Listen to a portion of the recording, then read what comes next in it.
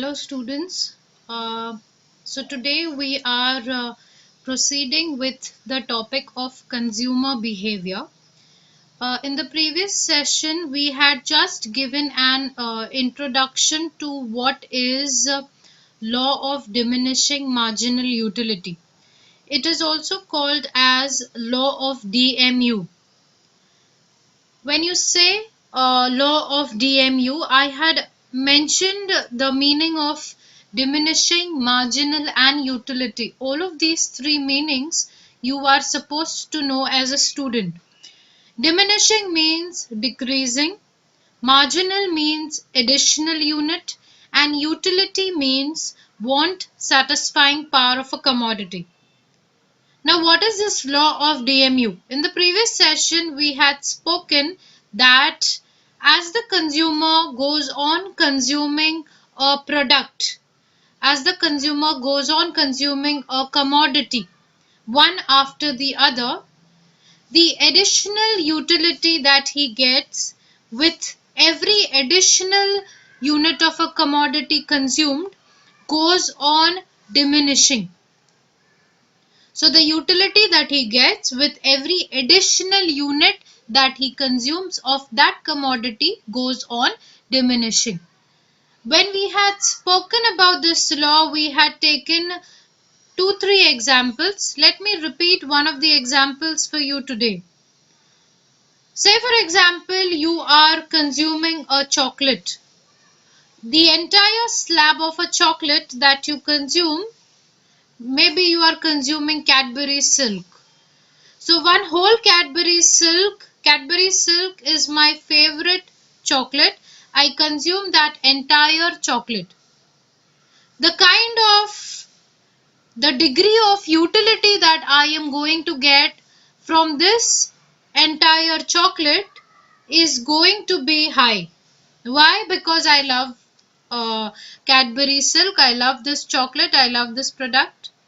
After I consume this product, after I finish eating this product, immediately I get the same kind of chocolate once again. And I have to consume that as well. Now, if I compare the utility that I am going to derive from the first unit and from the second unit, obviously it is going to be different.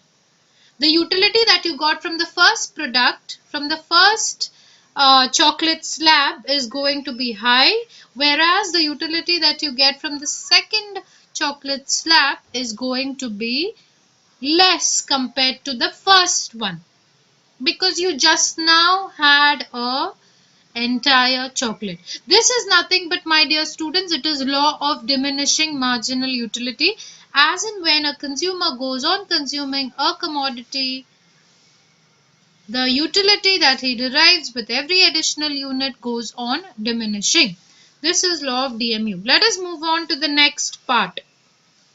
We are supposed to understand that what are the assumptions of the law. Let me make it clear that any law that you study in economics is going to be based on certain assumptions. Other things being constant. Ceteris paribus, I had told you that this is one of the assumptions that there are assumptions that microeconomics makes.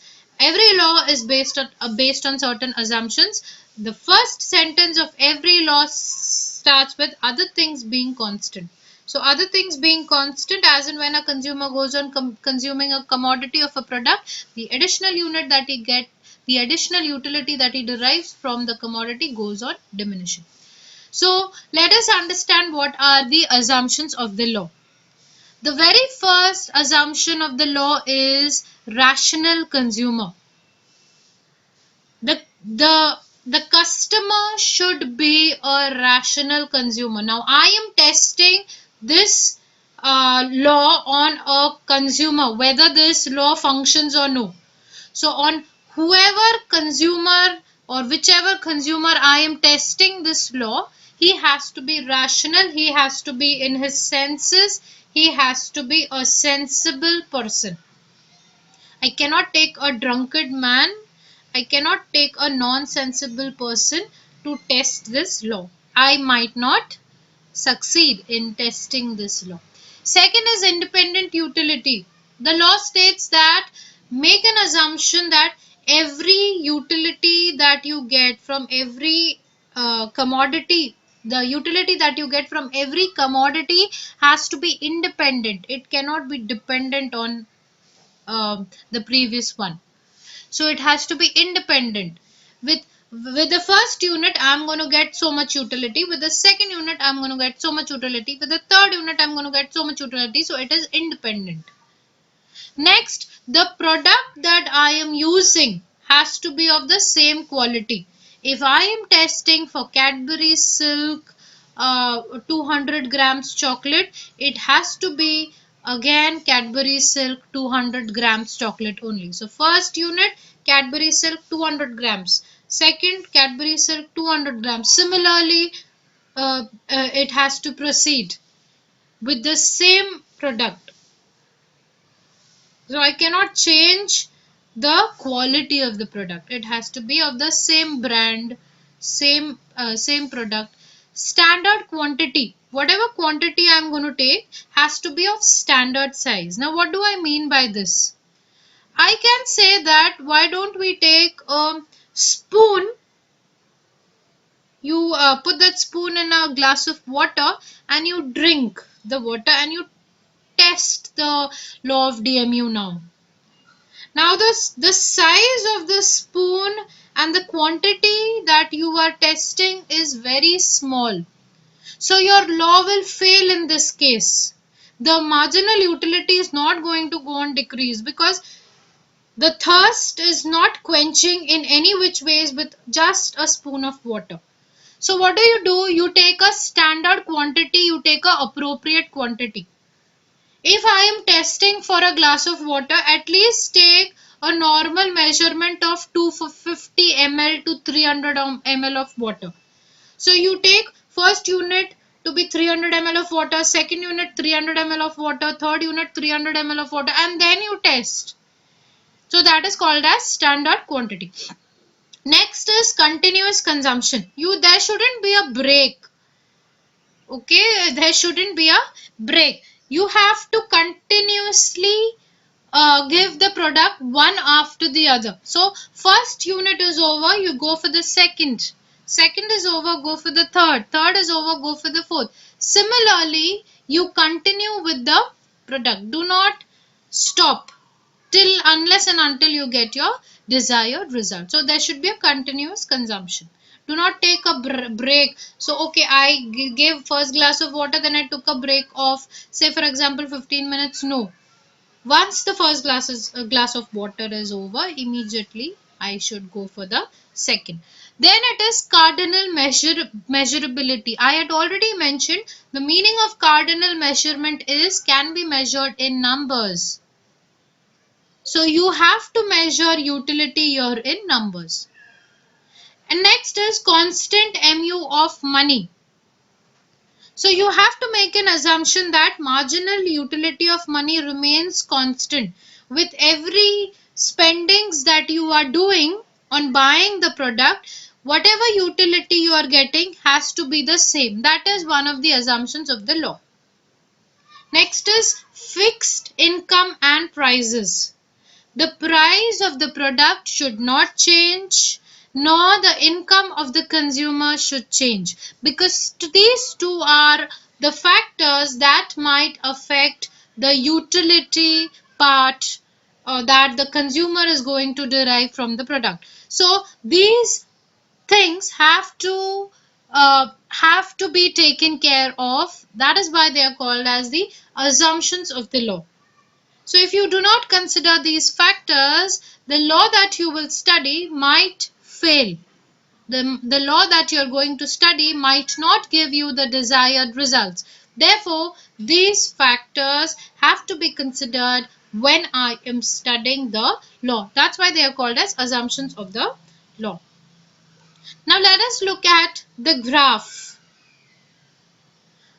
So the law says that other things being constant, as in when a consumer goes on consuming a units of a commodity, the utility that he gets from every additional unit goes on diminishing. This is the law. Now if you see this graph properly in the examination, it is mandatory for you to draw the graph as well. So if you're drawing the graph, always remember on the x-axis you will draw the quantity, on the y-axis you will draw the total utility / the marginal utility. So utility will be on the y-axis and x-axis quantity will be there. There'll be two lines that you will be focusing on this in this graph. One will be your TU, that is your total utility. The other one will be your marginal utility. Marginal utility is the utility that you derive with every additional unit. Total utility is the summation of marginal utility. So when you add your marginal utility, you get your total utility. When we add our marginal utility, we get our total utility. So if you see this graph properly, when I am consuming the first unit, the marginal utility is going to be the highest. So 30. When I am consuming the second unit, the marginal utility has decreased. When I am consuming the third unit, the marginal utility has further decreased. When I am consuming the fourth unit, the marginal utility has become 0. When I am consuming the fifth unit, now the marginal utility has become negative. So marginal utility addition is your total utility. So mu. So what is the formula? If I have to tell you that there is a formula to calculate TU and mu. So TU of n, that means TU of a current utility, that current unit of a utility that you want to measure. So TU of n is equals to TU of n minus TU of n minus 1. That means TU of present minus TU of n is equals to mu of n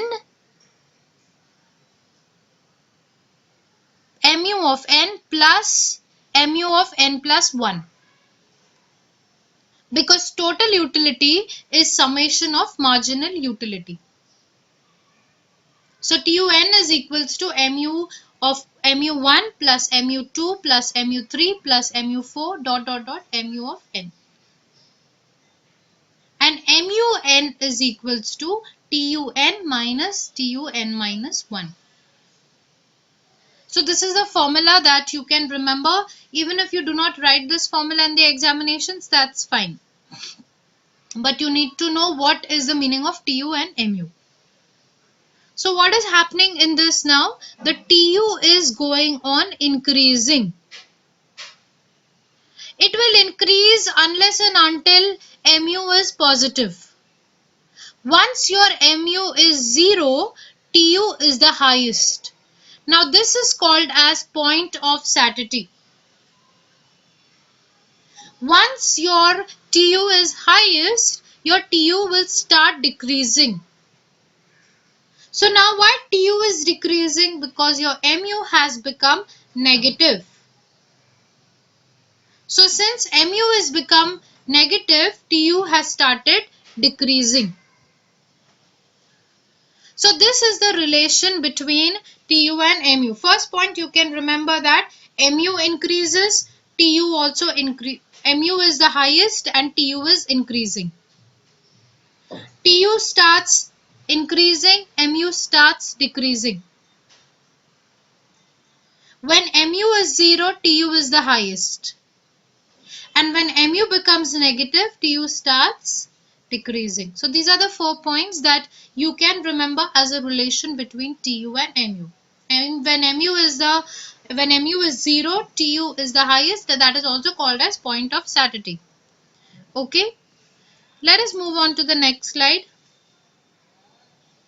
So in the next slide, you see that there is a table that I have given in which slices of bread have been mentioned. So when you are consuming 0 slices of bread, you are not going to get any kind of utility. So marginal utility is dash and TU is 0. Now when you have consumed the first slice of bread, the entire slice, standard unit, The entire slice of bread you have consumed. How much is the marginal utility you're going to get? 70. You're going to get the best utility, highest utility, marginal utility. And since there was no previous marginal utility, so 70 plus 0 is going to be 70. So TU is 70. MU and TU at the first unit are always same. Okay. Now you have consumed the second unit. So second unit MU will decrease. So 70 plus 40 is going to give me 110. So TU is 110. Addition of MU is TU. Now again MU has decreased on the third slice of bread. It has become 20. So 110 plus 20 is going to give me 130. 130 plus 10 is going to give me 140. 140 plus 5 is going to give me 145. 145 minus 5 is going to give me 140. Now TU starts decreasing. So if you see, when your MU had become 0, so over here MU is 0 in between 145 and 140. So TU was the highest. TU did not go beyond 145. Whereas MU became negative. So TU started decreasing. At the first unit, both of them are same. TU and MU is same. TU increases, MU decreases. When it becomes negative, it starts decreasing. So these are certain points that you can keep remember about total utility and marginal utility. Okay, how do I get MU values? First unit, it is going to be the same. Supposing second value I don't know. So 110 minus 70 is 40. 130 minus 110 is 20. 140 minus 130 is 10. 145 minus 140 is 5. 140 minus 145 is minus 5. So this is how I got these values of marginal utility and total utility. By this you understood the formula also, that how did I calculate them. Let us go on to the next important part, that is exceptions of law of DMU. Now these are certain things where your law of DMU will not function. That's why they are called as exceptions of DMU. In these cases, law of diminishing marginal utility does not function. It fails. Ideally, your marginal utility should go on decreasing with every additional unit that you are consuming. But in this case, it goes on increasing. It becomes the opposite. That's why it is called as, in this case, your DMU law does not function. So what is that first one? MU of money. Now MU of money can never be constant. Marginal utility of money goes on increasing. It does not go on decreasing. So if someone is getting more money and more money and more money, the utility will go on increasing rather than decreasing. Second is rare or antique collections. I have an hobby of collecting rare items. So these are certain rare items that we do not get. They are antiques. They are unique. So if I am going to get one unit of it, second unit of it, third unit of it, with every additional unit that I am getting, the utility will go on increasing rather than decreasing. So again, your law is not functioning in this case. Someone who has an abnormal state of mind, someone who is not a rational person. So how much ever you give him, he will not be satisfied. In that case also, the law will fail. If I am addicted to smoking, so I consume one entire cigarette. Cigarette smoking is injurious to health, but in this case we are talking about habitual and addictive goods. So if I am consuming one entire cigarette, I am going to get an X amount of utility. I am going to go for the second cigarette immediately. I am going to go for the third cigarette immediately. These are habitual goods. So instead of decreasing in the marginal utility, you will see increase in the marginal utility. because they are addictive, they are habitual goods. Expensive and durable commodity. I get a diamond ring. I get one diamond ring. Immediately I get second diamond ring. Immediately I get third diamond ring. I'm going to be the happiest person on this whole world. In this whole world. Why? Because these are expensive goods. These are durable goods. These are goods that you love. Because they are expensive, you're going to do show off with these type of goods. So even if you are getting more and more of these goods, the utility is not diminishing, rather it is increasing. If it is in homogeneous units of a commodity, inhomogeneous units of a commodity means the units of the commodity are not the same. I gave you one 5-star of, say for example, 200 grams. Then I gave you a 5-star of 50 grams. Then I gave you a 5-star of 300 grams. So the units of the commodity are not same. They are not homogeneous. Homogeneous means same. If they are not same, the utility that you get will not be decreasing. You will not get the desired results out of the law. If there is a change in consumer taste and preferences, the consumer used to like a Cadbury silk, so you were testing on Cadbury silk with him for law of DMU, but now he doesn't like that product anymore. Suddenly he likes some other chocolate. So you are not again going to get the desired results out of the law. If there is a change in the consumer's income,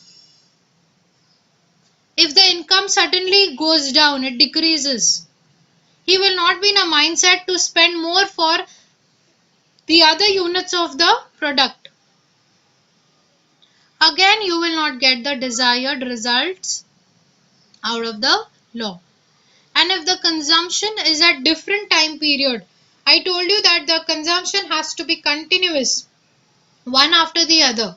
You have given him first unit and taken a gap of 1 hour and given him second unit, taken a gap of 2 hours, then given him the third unit, then the law is going to fail. Then it is an exception to the law of diminishing marginal utility.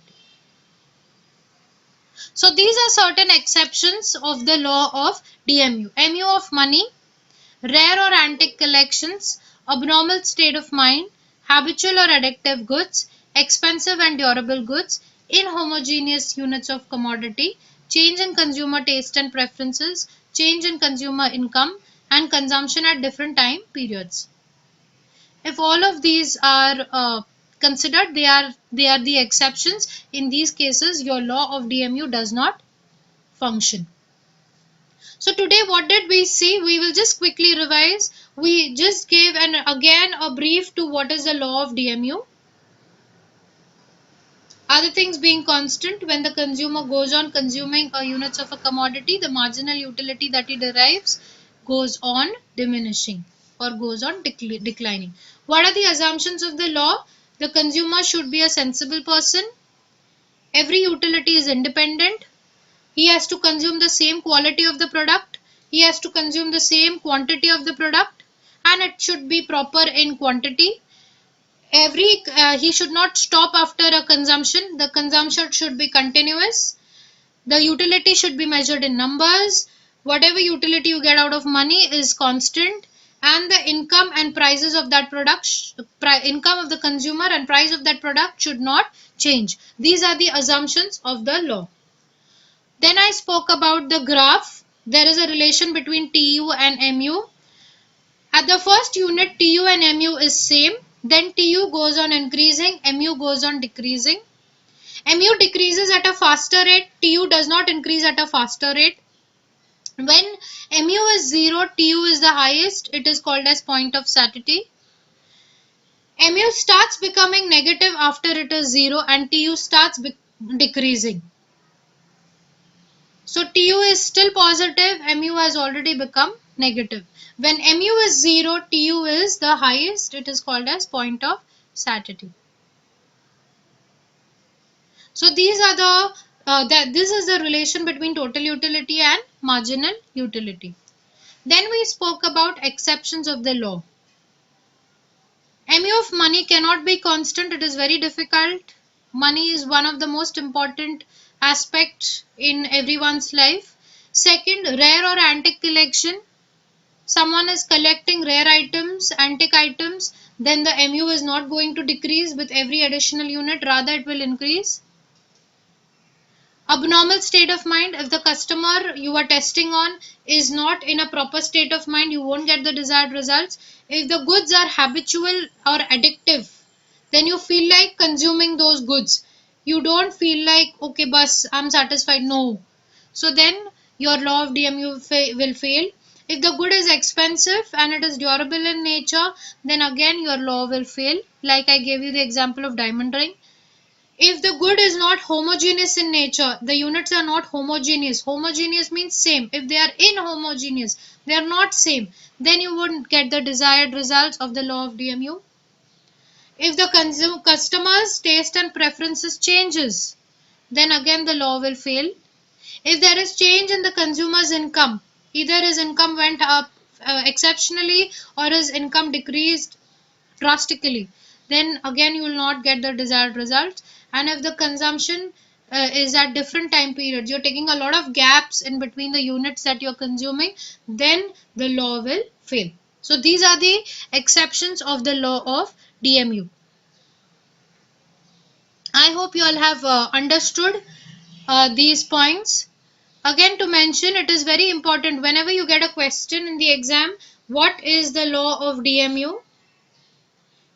You see the number of marks it is asked for. Depending upon the number of marks it is asked for, if it is asked for a higher number of marks, if it is asked for 10 marks, you are supposed to write the assumptions and the exceptions.